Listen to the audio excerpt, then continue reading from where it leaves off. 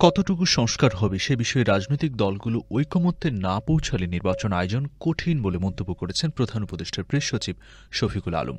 রোববার রাজধানীর প্রেস ইনস্টিটিউটে কৃষি বিষয়ক সাংবাদিক কর্মশালার উদ্বোধন শেষে তিনি একথা বলেন। শফিকুল আলম বলেন, সবচেয়ে ভালো নির্বাচন আয়োজনের লক্ষ্যে কাজ করছে অন্তর্বর্তী সরকার।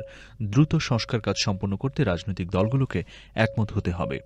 প্রেস সচিব বলেন, আওয়ামী লীগকে নিষিদ্ধ করার পরিকল্পনায় সরকারের নেই, তাদের নিষিদ্ধের ব্যাপারে সিদ্ধান্ত নেবে রাজনৈতিক দলগুলো। তিনি বলেন, আওয়ামী লীগের যাদের হাতে রক্ত আছে তাদের সবার বিচার হবে। দলটির নেতাদের মধ্যে এখনও কোনো অনুশোচনা নেই। নির্দলীয় তত্ত্বাবধায়ক সরকার ব্যবস্থা বাতিল করে হাইকোর্টের দেওয়া রায়ের বিরুদ্ধে করা পৃথক 3টি রিভিউ আবেদনের শুনানি পিছিয়ে আগামী 9 ফেব্রুয়ারি ধার্য করা হয়েছে। রোববার বিচারপতি মোহাম্মদ আশফাকুল ইসলামের নেতৃত্বাধীন আপিল বিভাগের পূর্ণাঙ্গ বেঞ্চ শুনানির জন্য এদিন ধার্য করেন। অ্যাটর্নি জেনারেল আসাদুজ্জামান এই মুহূর্তে দেশের বাইরে থাকায় আবেদনের শুনানি পেছানো হয়েছে। স্বরাষ্ট্র উপদেষ্টা লেফটেন্যান্ট জেনারেল অবসরপ্রাপ্ত মোহাম্মদ জাহাঙ্গীর আলম চৌধুরী বলেছেন, দেশের সীমান্ত নিরাপদ আছে, রক্ত দিয়ে হলেও সীমান্ত নিরাপদ রাখা হবে। কেউ কোনো ক্ষতি করতে পারবে না, আমরা বেঁচে থাকতে আমাদের সীমান্তে কেউ আসতে পারবে না। রক্ত ঝরবে কিন্তু দেশের সীমান্ত সুরক্ষিত থাকবে। তিনি বলেন, বিজিবি আর বিএসএফ এর মধ্যে আলোচনা চলছে। চাঁপাইনবাবগঞ্জ সীমান্তে ধান কাটা ও গাছ কাটা নিয়ে যে বিরোধ চলছে সেটা দুপক্ষের মধ্যে আলোচনার মাধ্যমে সমাধান হবে। রোববার বিসিএস ক্যাডারভুক্ত প্রশাসন, পুলিশ, বন ও রেলওয়ে এবং বাংলাদেশ জুডিশিয়াল সার্ভিসের কর্মকর্তাদের 137তম সার্ভে ও সেটেলমেন্ট প্রশিক্ষণ কোর্স 2024-25 সনদপত্র বিতরণ ও সমাপনী অনুষ্ঠানে যোগ দিয়ে তিনি একথা বলেন।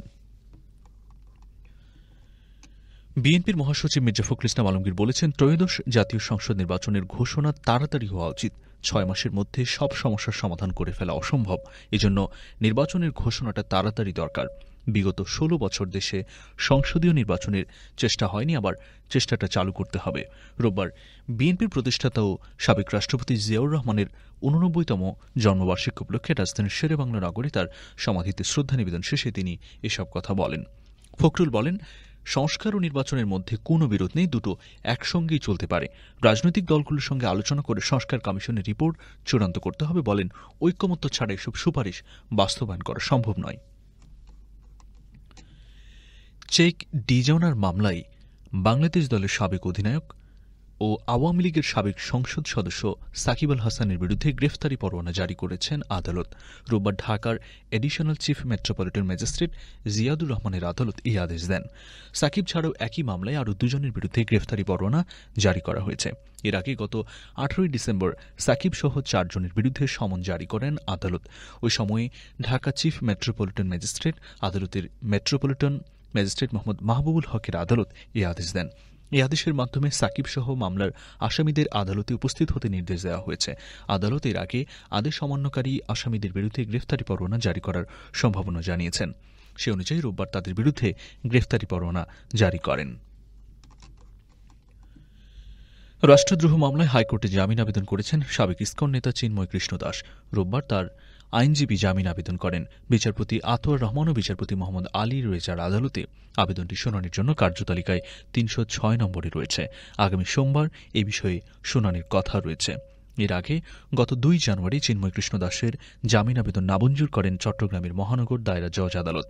গত বছরের 31 অক্টোবর তার বিরুদ্ধে জাতীয় পতাকা অবমাননার অভিযোগে রাষ্ট্রদ্রোহের মামলা হয়।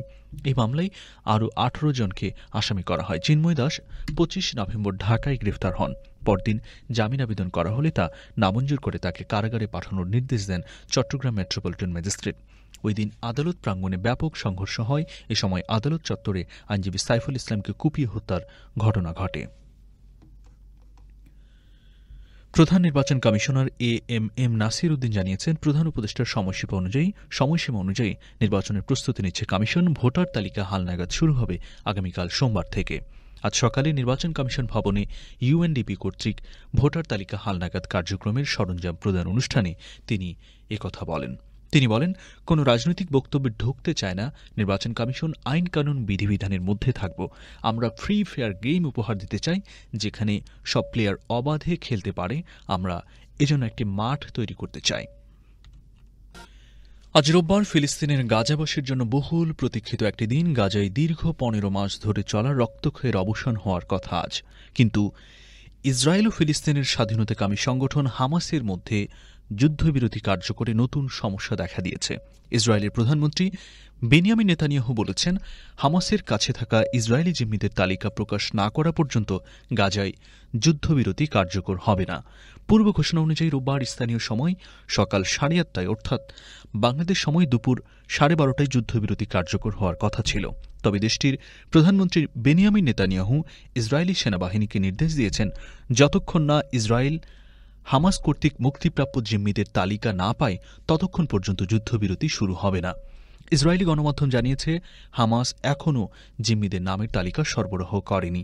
তবে জিম্মিদের নামের তালিকা সরবরাহে বিলম্বের জন্য কারিগরি ত্রুটি এবং মাঠ পর্যায়ের সমন্বয়কে দায়ী করছে হামাস। দুপুর 1:30 পর্যন্ত সবশেষ খবর অনুযায়ী ইসরায়েলি বাহিনী গাজায় হামলা অব্যাহত রেখেছে। এদিকে ইসরায়েলি সামরিক বাহিনীর মুখপাত্র ড্যানিয়েল হাগারি বলেছেন, প্রধানমন্ত্রীর নির্দেশ অনুযায়ী অস্ত্রবিরতি তখনই কার্যকর হবে যখন হামাস তার শর্ত পূরণ করে জিম্মিদের তালিকা সরবরাহ করবে। অন্যদিকে সংবাদমাধ্যম আল জাজিরার খবরে বলা হচ্ছে, যেহেতু ইসরায়েল এখনও গাজার ভেতরে রয়েছে এবং গাজার অনেক এলাকা তাদের নিয়ন্ত্রণে, তাই হামাসের পক্ষে কিছু বন্দীর অবস্থান নিশ্চিত করা, তাদের জীবিত থাকার ব্যাপারে নিশ্চিত হওয়া এবং তাদের নিরাপত্তা নিশ্চিত করা কঠিন হয়ে পড়েছে। আল জাজিরার সংবাদদাতা হানি মাহমুদ জানিয়েছেন, হামাস সদস্যদের নিজেদের মধ্যে মাটির নিচে টানেলে যোগাযোগ করার পদ্ধতি ঐতিহ্যবাহী নয়। এটি সাধারণভাবে ফোন ধরার এবং কোথায় যেতে হবে বা কাউকে কোথায় খুঁজে পাওয়া যাবে এমন সিদ্ধান্ত নেওয়ার বিষয় নয়। এটি অনেক বেশি জটিল এবং গাজা উপত্যকার আকাশে ড্রোন এবং যুদ্ধ বিমান মোতায়েন থাকার কারণে চলাচল খুবই বাধাগ্রস্ত এবং সীমাবদ্ধ হয়ে পড়েছে তাদের নিজেদের জন্য। ফিলিস্তিনি সশস্ত্র সংগঠন হামাসও টেলিগ্রাম বার্তায় জানিয়েছে, মাঠ পর্যায়ের কারিগরি সমস্যার কারণে মুক্তি পেতে যাওয়া জিম্মিদের নাম প্রকাশে দেরি হচ্ছে। যুক্তরাষ্ট্রের নবনির্বাচিত প্রেসিডেন্ট ডোনাল্ড ট্রাম্পের অভিষেক অনুষ্ঠান আগামীকাল সোমবার দেশটির ক্যাপিটল হিলের কংগ্রেস ভবনের একটি অংশে অনুষ্ঠিত হবে। গার্ডিয়ানের এক প্রতিবেদনে বলা হয়েছে, ঐতিহাসিকভাবে যুক্তরাষ্ট্রের প্রেসিডেন্টের শপথ গ্রহণ অনুষ্ঠান হয় খোলা স্থানে হয়ে থাকে, কিন্তু এবার ওয়াশিংটনে তীব্র ঠান্ডার পূর্বাভাস থাকায় তা বাইরে করা অনিরাপদ হবে। এ কারণে এবার তা কংগ্রেস ভবনের ভেতরে অনুষ্ঠিত হবে। যুক্তরাষ্ট্রের সংবিধান অনুসারে 20 জানুয়ারি দুপুরে নতুন প্রেসিডেন্টের মেয়াদ শুরু হবে। কাল সোমবার প্রেসিডেন্ট হিসেবে স্থানীয় সময় দুপুরে শপথ নিতে পারেন ট্রাম্প। তাকে শপথ বাক্য পাঠ করাবেন প্রধান বিচারপতি জন রবার্টস। অভিষেক অনুষ্ঠানে নতুন প্রেসিডেন্ট বক্তব্য দেবেন। ওই বক্তব্যে তিনি আগামী 4 বছরে কি কি করার পরিকল্পনা করছেন তার একটি রূপরেখা উপস্থাপন করবেন। সোমবার ট্রাম্পের সঙ্গে তার ভাইস প্রেসিডেন্ট জেডি ভ্যান্সও শপথ নেবেন। ট্রাম্পের অনুষ্ঠানে বিশ্ব নেতা, শীর্ষস্থানীয় ধনকুবের সহ অনেক খ্যাতনামা ব্যক্তিকে আমন্ত্রণ জানানো হয়েছে। এই তালিকায় আছেন চীনের প্রেসিডেন্ট শি জিনপিং, তবে ভারতের প্রধানমন্ত্রী নরেন্দ্র মোদীর নাম নেই আমন্ত্রিত অতিথিদের তালিকায়। ট্রাম্প আভাস দিয়েছেন, তিনি দায়িত্ব নেওয়ার প্রথম দিনেই বেশ কয়েকটি নির্বাহী আদেশে স্বাক্ষর করবেন। পাকিস্তান প্রথমবারের মতো নিজ দেশে তৈরি পর্যবেক্ষণ সুবিধার কৃত্রিম উপগ্রহ উৎক্ষেপণ করেছে। পাকিস্তান মহাকাশ সংস্থা জানিয়েছে, গত শুক্রবার চীনের উত্তরাঞ্চলের জিউকুয়ান স্যাটেলাইট লঞ্চ সেন্টার থেকে PRSC-EO-1 নামের একটি কৃত্রিম উপগ্রহ উৎক্ষেপণ করা হয়। পাকিস্তানের দাবি, এই কৃত্রিম উপগ্রহ ব্যবহার করে প্রাকৃতিক সম্পদ পর্যবেক্ষণ ও ব্যবস্থাপনা, প্রাকৃতিক দুর্যোগ মোকাবিলা, কৃষি ও শহর উন্নয়নের মতো কাজ করা যাবে। এ ধরনের কৃত্রিম উপগ্রহে সাধারণ ইলেকট্রো অপটিক্যাল সেন্সর থাকে, যা তথ্য সংগ্রহের পাশাপাশি পৃথিবী পৃষ্ঠের ছবি তুলতে পারে। চীনের লং মার্চ 2D নামের রকেটে করে পাকিস্তানের কৃত্রিম উপগ্রহের পাশাপাশি চীনের তিয়ানলু 1 ও ব্লু কার্বন 1 নামের দুটি কৃত্রিম উপগ্রহ উৎক্ষেপণ করা হয়েছে।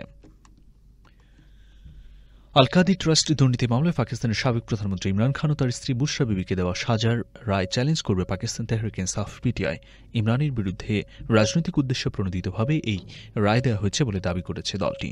তবে সরকার বলছে, এই সাজা পিটিআইয়ের প্রতিষ্ঠাতা ইমরানের প্রাপ্য ছিল। এর আগে গত শুক্রবার 19 কোটি পাউন্ডের দুর্নীতির অভিযোগে করা ওই মামলায় ইমরান খানকে 14 বছর ও বুশরা বিবিকে 7 বছরের কারাদণ্ড দেন পাকিস্তানের একটি আদালত।